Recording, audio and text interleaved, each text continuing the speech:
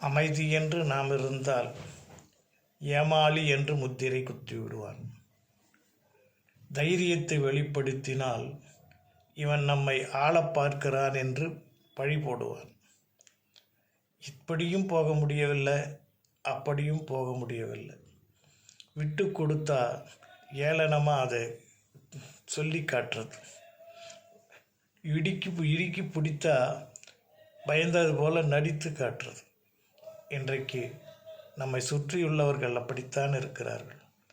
ஆகவே எந்த விஷயத்திலேயும் கொடுக்க வேண்டிய இடத்தில் கொடு, எடுக்க வேண்டிய இடத்தில் எடு. பறித்தாலும் தவறில்லை, பயமுறுத்தினாலும் தவறில்லை. இந்த கோட்பாடு மனிதருக்கு தேவை. இல்லை என்று சொன்னால் அவன் நம் முதுகில் ஏறி சென்று விடுவான். இதுதான் நடக்கிறது அல்லவா? சிந்திப்போமா? எல்லாம் இன்பமயம்.